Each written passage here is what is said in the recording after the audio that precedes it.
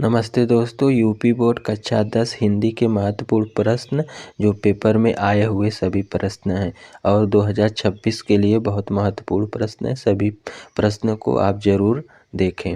आपका पहला प्रश्न है, चिंतामणि के रचयिता कौन हैं? तो चिंतामणि के रचयिता आचार्य रामचंद्र शुक्ल है। ऑप्शन डी आपका सही हो जाएगा। अगला प्रश्न आपका है, गबन उपन्यास के लेखक कौन है? तो गबन उपन्यास के लेखक आपका ऑप्शन ए सही हो जाएगा, मुंशी प्रेमचंद। मुंशी प्रेमचंद्र को जो है उपन्यास का सम्राट भी कहा जाता है। ऑप्शन ए आपका सही हो जाएगा। ऑप्शन ए आपका सही। अगला प्रश्न आपका है, शुक्ल युग की समय अवधि क्या मानी जाती है? शुक्ल युग की समय अवधि क्या मानी जाती है? तो ऑप्शन सी आपका सही हो जाएगा, 1919 ईस्वी से 1938 ईस्वी तक। ये शुक्ल युग को जो है छायावादी युग भी कहा जाता है।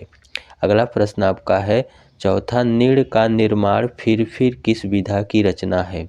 हरिवंश राय बच्चन द्वारा रचित नीड़ का निर्माण यह विधा जो है आपका आत्मकथा हो जाएगा। ऑप्शन ए आपका सही है। अगला प्रश्न आपका है, हास्य रस का स्थायी भाव क्या है? हास्य रस का स्थायी भाव आपका हो जाएगा हास। ऑप्शन डी आपका सही हो जाएगा। बहुत महत्वपूर्ण प्रश्न सभी हैं और पूरा वीडियो जरूर देखें आप। आपका ऑप्शन डी सही हो जाएगा, हास। अगला प्रश्न आपका है, यामा रचना है। यामा किसकी रचना है? जयशंकर प्रसाद की, महादेवी वर्मा की, अज्ञे की, सुमित्रा नंदन पंत की। तो ऑप्शन आपका दूसरा सही हो जाएगा, महादेवी वर्मा जो है यामा की रचना है। बहुत महत्वपूर्ण रचना है इनका।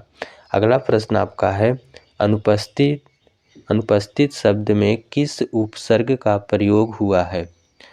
तो ऑप्शन आपका अनु।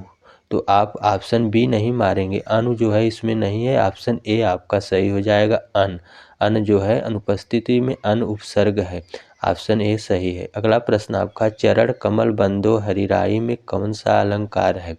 तो ऑप्शन आपका डी सही हो जाएगा, रूपक अलंकार है। चरण कमल बंदो हरिराई में जो है रूपक अलंकार है। ऑप्शन आपका डी सही हो जाएगा। अगला प्रश्न आपका है, गंगा का पर्यायवाची शब्द इनमें से कौन सा है? तो गंगा का पर्यायवाची शब्द आपका ऑप्शन ए सही हो जाएगा, भागीरथी। भागीरथी जो है गंगा का पर्यायवाची शब्द है। ऑप्शन ए आपका सही हो जाएगा। अगला प्रश्न आपका है, दीपदान एकांकी के लेखक कौन है? तो दीपदान एकांकी के लेखक जो है आपके ऑप्शन बी सही हो जाएगा, डॉक्टर राम कुमार वर्मा। सभी प्रश्न बहुत महत्वपूर्ण है, पेपर में सभी प्रश्न आए हुए हैं और 2026 के पेपर में सभी प्रश्न आएंगे। अगला प्रश्न आपका है, सूरसागर के रचनाकार कौन है? तो सूरसागर के रचनाकार जो है ऑप्शन डी आपका सही हो जाएगा, सूरदास। सूरदास जो है सूरसागर के रचनाकार है। ऑप्शन डी आपका सही हो जाएगा।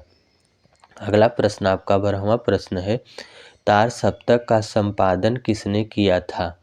तो तार सप्तक का प्रथम संपादक जो है 1943 ईस्वी में हुआ था। 1943 ईस्वी में, और इसके संपादक अज्ञे जी हैं। ऑप्शन सी आपका सही हो जाएगा, अज्ञे। अगला प्रश्न आपका है, अर्थ के आधार पर वाक्य के भेद। अर्थ के आधार पर वाक्य के कुल 8 भेद हैं। 8 भेद होते हैं।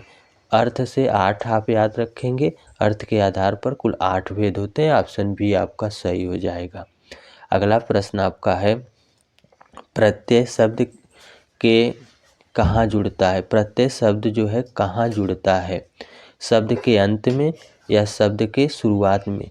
तो शब्द के अंत में जो है प्रत्यय जुड़ता है, उपसर्ग जो है शब्द के शुरुआत में जुड़ता है। तो ऑप्शन ए सही हो जाएगा, शब्द के अंत में। अगला प्रश्न आपका है, त्रिफला में कौन सा समास है? तो त्रिफला में जो है आपका द्विगु समास हो जाएगा। ऑप्शन बी आपका सही है, द्विगु समास।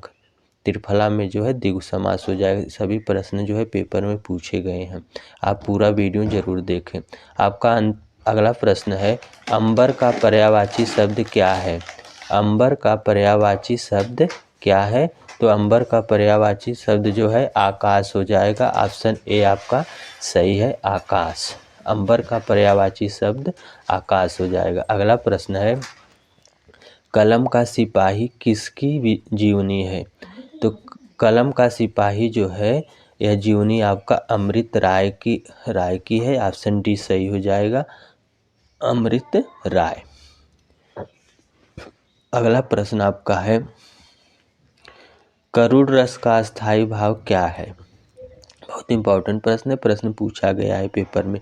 तो करुण रस का ऑप्शन डी सही हो जाएगा, शोक।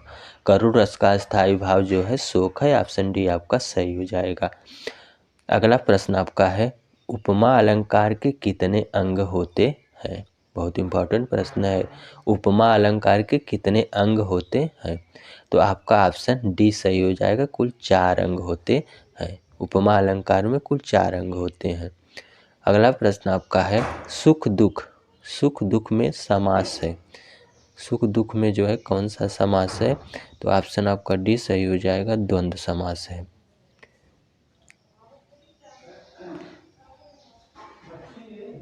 सुख दुख में द्वंद्व समास। अगला प्रश्न आपका है, केशवदास किस काल के कवि हैं? केशवदास किस काल के कवि हैं? तो ऑप्शन बी सही हो जाएगा, रीतिकाल के कवि हैं।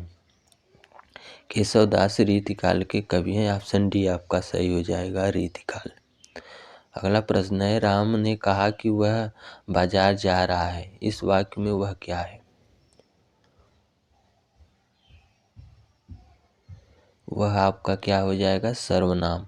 ऑप्शन ए सही हो जाएगा, वह जो है सर्वनाम है, ऑप्शन ए आपका सही है। अगला प्रश्न आपका है, मैला आंचल उपन्यास किसका है? तो मैला आंचल, यह भी प्रश्न जो है कई बार पेपर में पूछा गया है, बहुत इंपॉर्टेंट प्रश्न है। तो यह आपका हो जाएगा फणीश्वर नाथ रेणु। मैला आंचल जो है फणीश्वर नाथ रेणु की रचना। वीडियो कैसा लगा कमेंट करें। जय हिंद दोस्तों।